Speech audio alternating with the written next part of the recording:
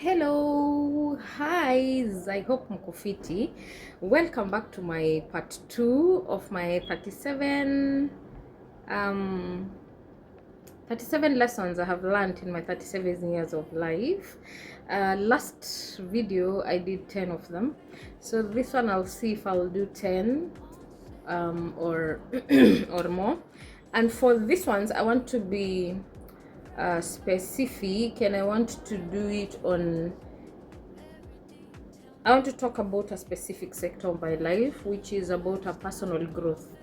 What personally, or how personally have I grown in so many areas of my life? So let's do this. Number one question will be, what are the fears I have overcome in life? So one of the fears I have overcome in life is loss. I am not afraid of losing anymore, either in terms of property or money, or, well, sitaki kukosa pesa.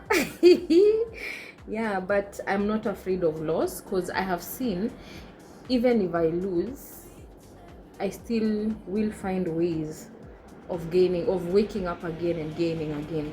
So loss is not something I'm afraid of right now. It's terrifying at the start, but one thing for sure that I know is I will overcome it.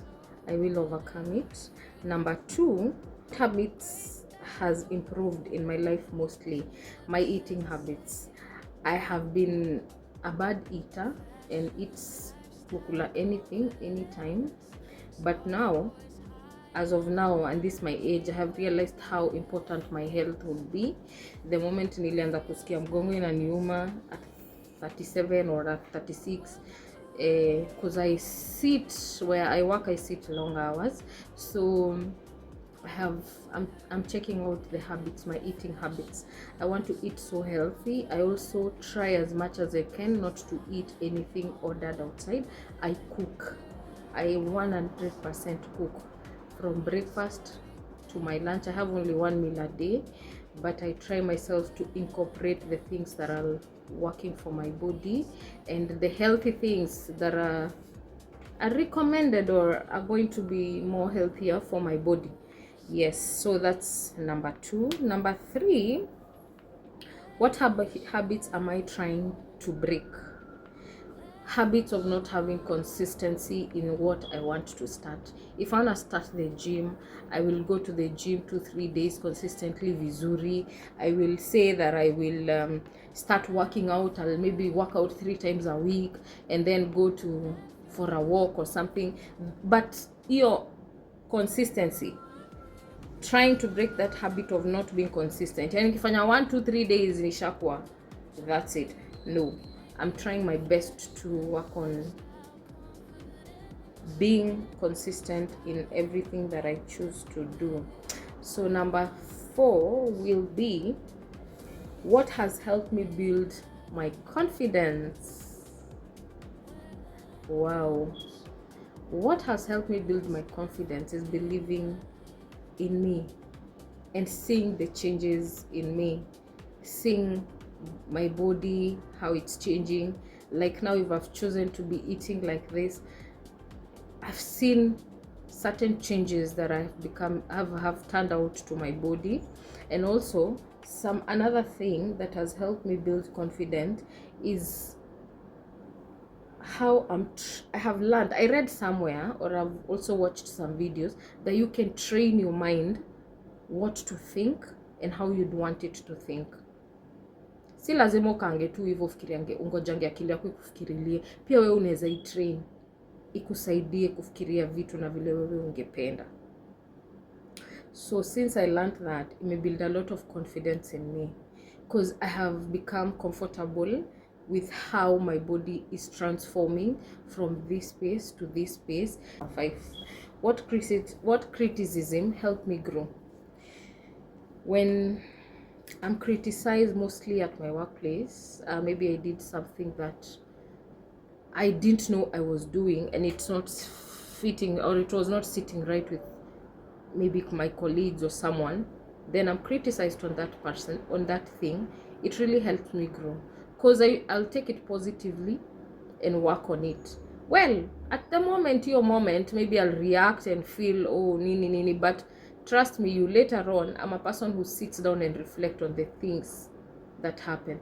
Even one of my colleagues recently asked me, they told me something that we took it as a joke, but later on when I went down and sat, and I was like, they must, maybe walikuwa napitisha something to me, ama walikuwa wananiambia kitu, and that changed me, because now whatever they were saying, as much as they were saying it as a joke, and I don't know if they were saying it to me to change it for the better or for the worse, imenipatia self of awakeness. There's an awareness I have in me that kind of a thing might not be good for someone or might be good for someone, so I get to have a balance of how to do things or how to say such a thing next time. So I take criticism not at the spot positively, because I'm a human being but I'm not taking any defense or to say that using the human being part as a defense mechanism, no, but I usually sit down and reflect maybe later on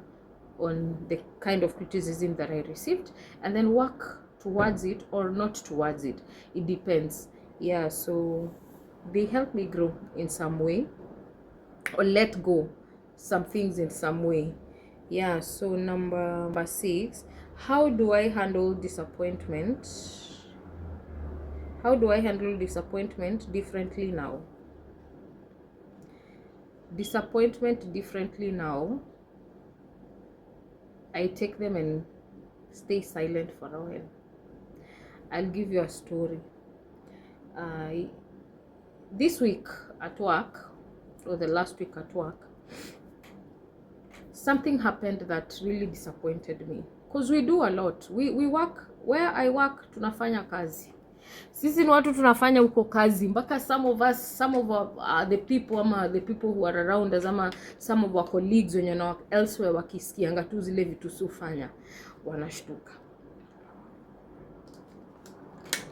Some people are having it very very nice huku nje, but for we tunafanya kazi, we really work. Sometimes some of my friends, they think, kama some of the people who text me, they think that I ignore their calls or text, but no, ni masaa ndio sinanga, cause nikikuja home nimebeat na kuja tu kama nimeingia kwa kitanda nimelala, like I just can't, hata sinanga hata masaa ya simu, kazi ni mingi.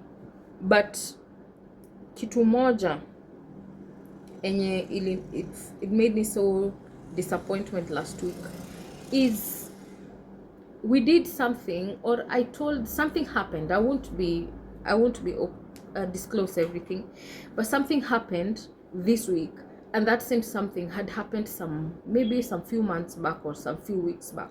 So when I experienced that thing the few weeks back, my colleague who I was with was not in that shift that time. So now last week, the same exact thing that happened like a month or two before happened again.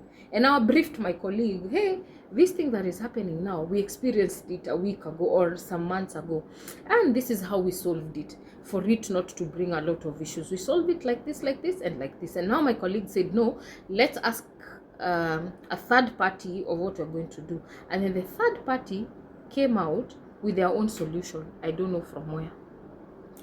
And they said that thing that we are asking, it's not si lazima, it's not a must thing, so tuiache tu.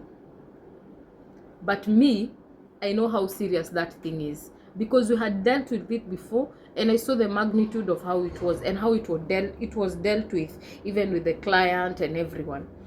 But now these two people have decided that it's nothing, just let it go.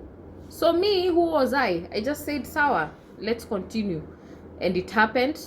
And again, now that's maybe like 3 weeks ago, when I was telling my colleague how we need to do this. And then for them, they said they will sort a third party. They sorted the third party, and they went to the answer of the third party. So nikanyamaza, and I just ignored that. But I knew at the back of my mind how serious that thing was. But sasa, who am I? So tukaendelea na maisha. So it happened, let's call it like 3 weeks ago. Happened that time. It came again, happened again and again, like 4 times. But now this time round, we are not consulting anyone, because my colleague, who's a senior, already consulted before and got the answer. Now, since he got the answer, there's no need of consulting again. But I made sure every time that thing was happening, it used to happen like two or twice a week for the last 2 weeks. Every time it happens, I just remind my colleague, hey, what do you think about this? And then they tell me, you know what, the answer we got last time, we flow with that. Okay, fine. It slips away. The next time it happened again, like 4 times. So yesterday it happened. And now this time, fortunately or unfortunately, the client is there. So the client does not ask us anything, but takes note of that thing. And then he goes to the senior one supervisor and then tells them to call us and find out if that thing happened, we have allowed it, if we have allowed it. And now that senior supervisor called us and specifically calls me. Then I pick up the call, hi, and he tells me, that person and this and this and this is happening. I said, yeah, but it's still here. We haven't allowed it. Okay, do this, don't allow. Tell that person we cannot allow. And I told my supervisor, with all due respect, I cannot tell them. And asiko ubaya, I will tell my colleague to tell them. Because when this thing happened before, like a month ago, I briefed my colleague, and every time this thing happens here, for the last 4 times it has happened, I have always reminded him that these things, what do you think about this thing? What do you think about this thing? And then they tell me we go with the third party's answer that we were given a month ago. So with all due respect, sir, I'm sorry, and I cannot tell them. I will tell him to tell them what you have said. And then he just keeps quiet in the phone and then tells me, let me call them. I said, yeah, no problem. He calls them. He calls them, he tells them. Then this colleague now starts, I don't know what happens here. What we do is not right. What we do, this is not right. I was silent and I was not talking because I had the correct answer since before. But hakuna mtu alinisikiza. Waliona ni kama mimi sijui vile ninasema. Apparently what they were saying that is not in the procedure, it is a written procedure that I knew and told them, but they did not listen to me.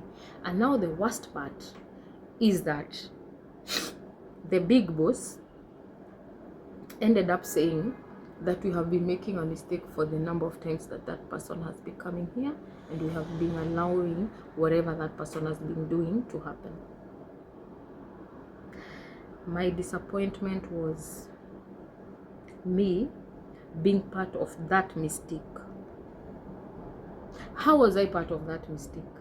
I communicated this thing to people. I told them it couldn't work because I was there and experienced how it was before. Why am I being blamed of something that I am not part of? I did not make that decision. Why am I being blamed about it? But now tuko kazi na lazima kazi ifanyike. I felt really sad and I felt really disappointed because I was not supposed to be in that. I was not supposed to be mentioned in that conversation. And for a moment I was so angry and mad, and it was being seen in my face. But what I did and how I deal with disappointment, or what I did yesterday, I just excused myself, went to the washroom, stayed there, just stood, switched off my phone and everything, stood there for a few minutes, came back and stayed for 2 hours while my phone is switched off. And then after 2 hours of silence, not talking to anyone, just typing and doing what I'm supposed to do, I just felt a relief and I was okay, and that was it. So something I have learned that is working for me well is disconnecting myself from everything. That moment I feel so disappointment, just disconnect myself, restructure something in my mind, allow my mind to just wallow around, allow myself to feel everything I feel. But while I allow myself to feel all those kind of things, I'm disconnected. Nothing else is being fed in me for a moment. And now I get to understand the people who maybe in a relationship, they choose to leave. Maybe when you have a heated conversation, you choose to go for a couple of 1 to 3 hours, and then when you come back, you're okay. And you don't want to talk about any other thing. Yes, that was me yesterday, and I have come to realize that that is something that is working so well for me. It's working for me because it worked yesterday for me. And that's how I deal with disappointments. I've been doing silence modes before, but this level of disconnecting myself from everything is something I have learned that is working for me.